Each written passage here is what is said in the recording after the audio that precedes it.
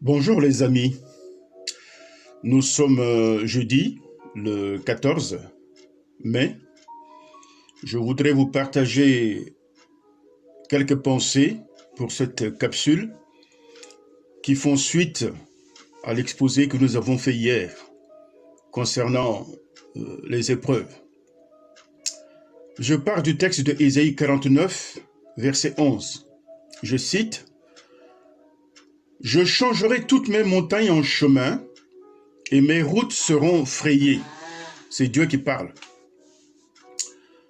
C'est le Seigneur qui choisit la route de celui ou celle qui lui obéit quand on devient enfant de Dieu.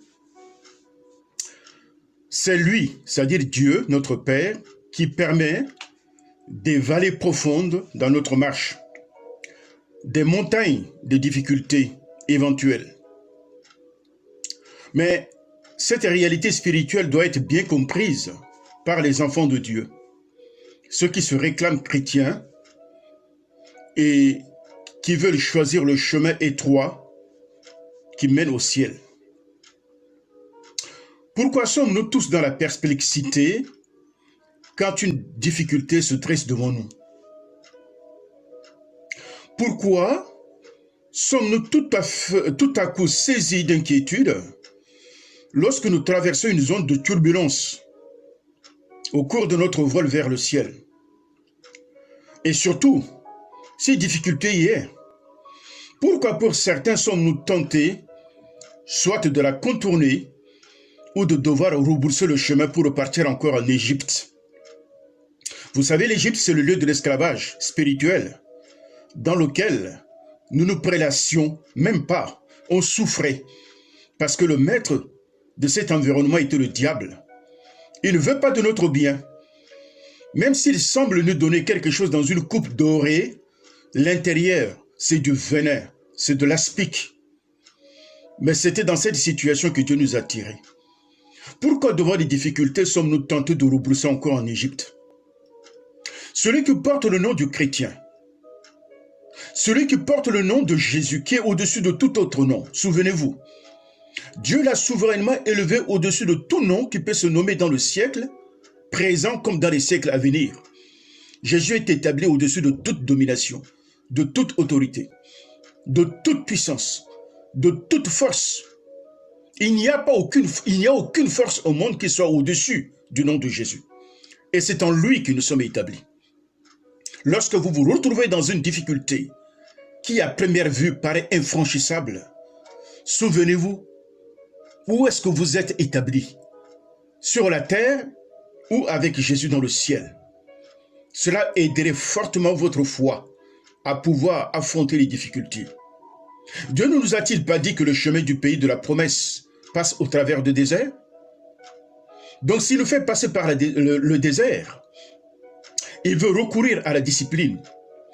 Et que tu dis discipline, dis discipliné, dis soumis, dis rangé, dis arrangé, dis une vie qui est alliée et inspirée par celle du Christ. Dieu veut simplement fortifier notre foi. Et c'est pour cela qu'il nous fait passer par les montagnes. Et souvent les montagnes sont les moyens de bénédiction. Lorsque nous les franchissons dans un cœur humble, avec les dispositions de Dieu, vient ensuite la bénédiction. Le Seigneur est avec nous dans l'épreuve, comme il a été avec Daniel et ses compagnons dans la fournaise ardente. Lorsque Daniel et ses compagnons avaient été jetés dans la fournaise, ils n'étaient pas seuls, ils étaient nombreux. Cette assurance doit être le gage de notre victoire et de la paix qui doit installer dans notre cœur.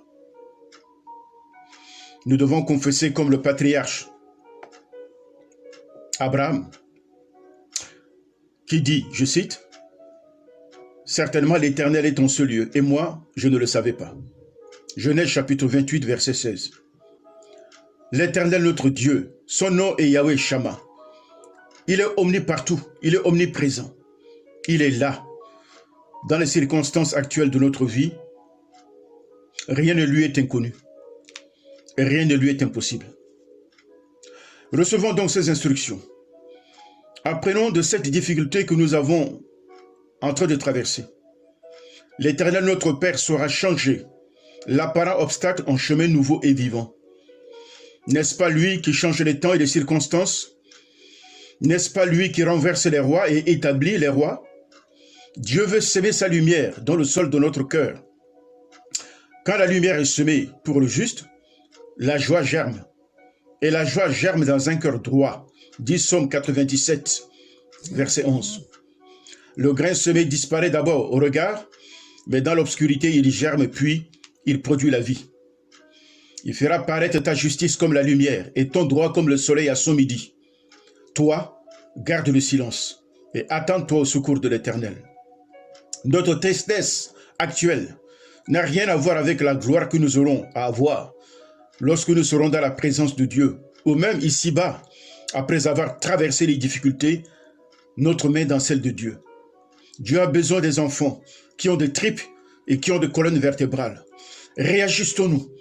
Nos pieds ballants à gauche et à droite doivent être redressés sur le chemin de la justice.